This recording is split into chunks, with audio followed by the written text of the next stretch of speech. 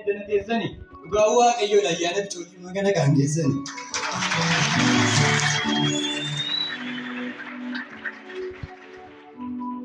Isin immoo osoo lagan dhaqanii warri taa'aa turtan mana biraa gujii isaa yoo dhabdan illee warra qaban biraa maaf hin hojjennee kamsiraa?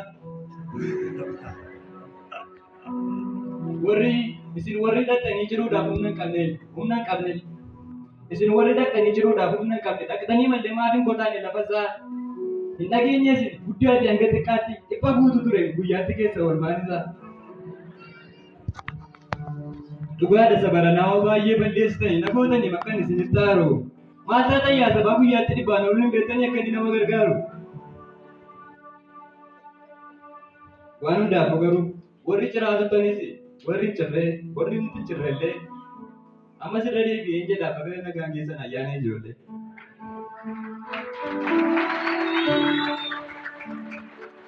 Ammayyuu irra deebi'ee jedhaanoo bakka keessan nagaanii guddisaa jaameen jedhaan warri nu balleessuuf yaadaa turan hundi isaanii yoo dhaga'anii. Kufanii du'uu tureen ba'anii bakkeetti hafuu. Yesuus osoo gara keenya hin turre, Yesuus osoo gara keenya hin gorre ta'e sila eenyuudhaan ni danda'e irra waldaa dhufu. Beekumsa keenya kamiinis lubbuun keenya sila kan inni du'a irra hafu.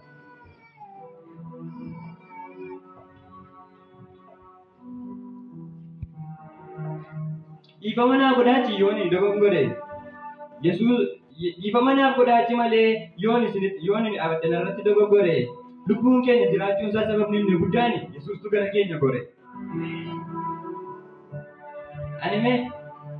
Ani meesan beekaami wallaal. Ani meesan beekaami. Ani san argeen beekaa wallaalotaaf dubbatu. Sagalee ta'eef kan dadhabootaaf dubbatu. Ani isan beekaami. Abbaarra jaallatee bor nama jibbine. Waaqa fakkeessaan beekneedhaan inni olee bulee kan nama hin miine. Gaafa abdiin jireenyaa nama harkatti qallatu karaan duraan beekanis gaafa achi jallatu. Gaafa hiriyyaan hin jirre bitaa fi mirga namaa biraa fi lammii dhabasi gaafa jiraatan lagagamu. Michuu gaafa rakkinaadhaan inni dhibantaa wajjin dubbatanii. Quba nyaachaa nama nambisu minnoo nama godhuma akka gaabbanii qubatanii. Inni tajaajila erga nama barsiise corroqa nama nu baasu. Dugda duuba deebi'ees hir'ina nama ormatti hin basaasu. Tola isaaf taanaan hin jiraadhe maluutti iyyuu gaarummaa isaaf taasu.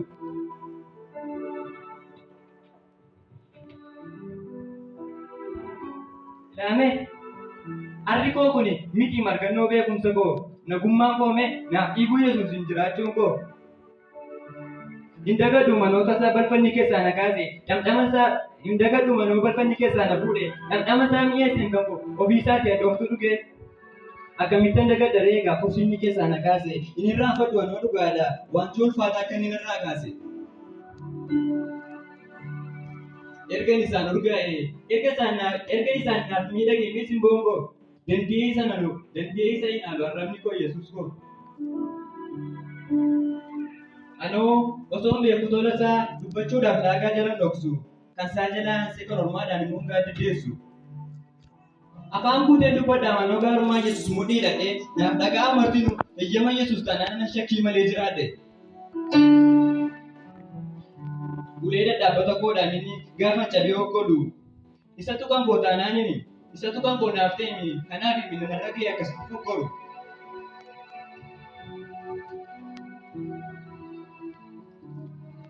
Ilaame gaara miituuf irraan gadee mucucoo.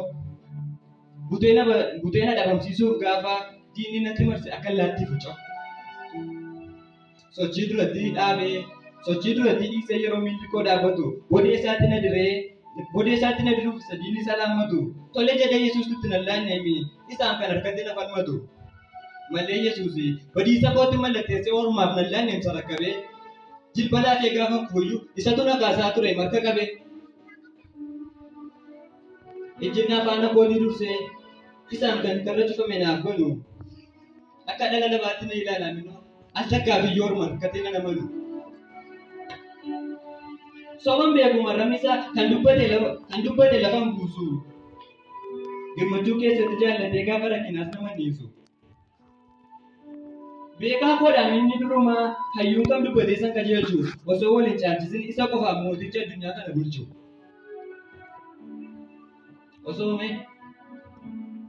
osoo bulchiinsa isaa keessa ija ilaaluun jiraate, osoo isa bira fira jechuunis baay'ate.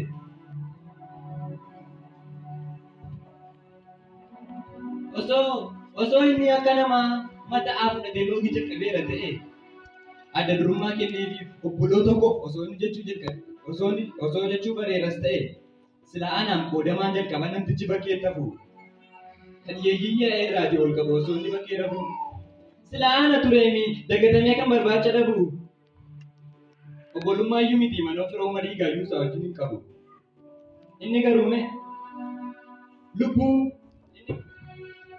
Inni garuu qabeenya hundumtuu akka warqeetti ilaalu kennaa hundaaf ol hin caalle hundarra immoo kan caalu gatii lubbuu isaa arjoome fayyina koo keessaa qooda guddaa carroome.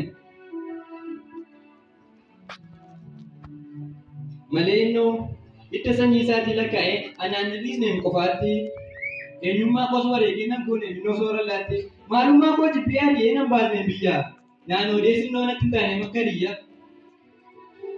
Ofii isaatii bakka dhabee anaaf laateen bakka olaanaa bu'aa dadhabbii isaatii manii jooraan ni yaadate nabaraa tokko ana.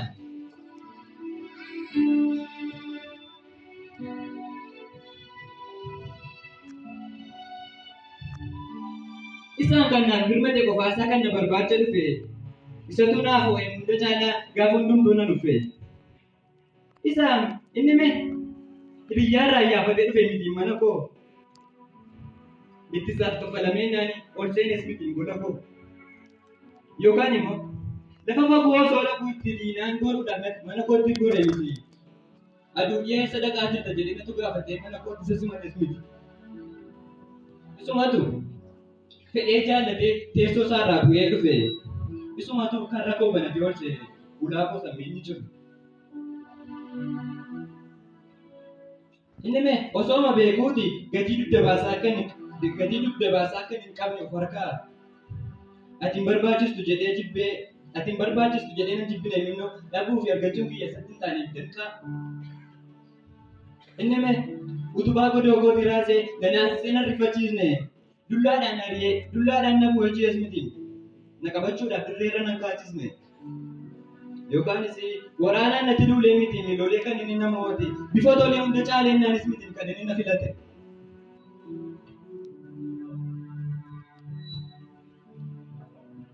Araaruma isaanitti agarsiisuu fi ofii isaan dhufe na barbaacha. Jaalala naaf qabu na hubachiise minnoo fannoo koo narraa fuudhee ofii isaatii baacha. Mana kootii haree yaasee jibbaa fi ammeenyaa keessummaa kabajaa ta'e mana kootti hafeenyisus abbaan nageenyaa. Qabeenya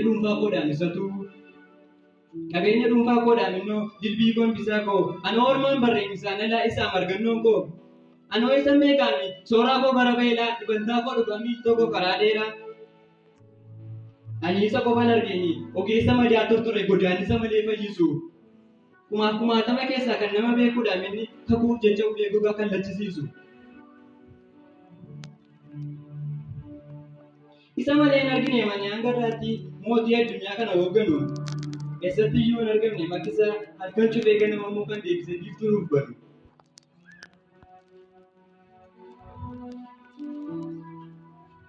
Isa qofaa hanga irraatti kan qilleensa waliin dhahee bakka ka'aa goome. Gumaacha inni godheen jiraachuun keenya iyyuu karaa isaa nuuf dhugoome.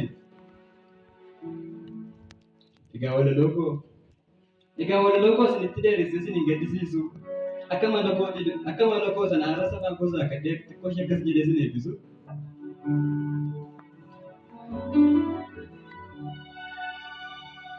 Jireenyi keessanii hadagaa bu'aa lalisu.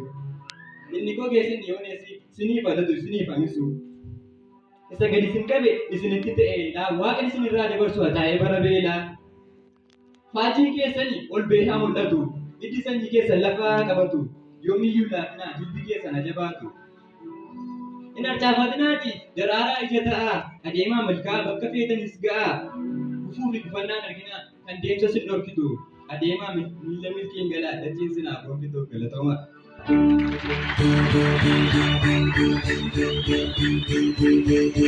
Maaltiin jettuun eebbisaamee maaltiin jettuun? ammayyuu tokko dabalaafi. Ammayyuu dabalaafi. Harka keessa walitti buusaa ammayyuu galata waaqayyoo.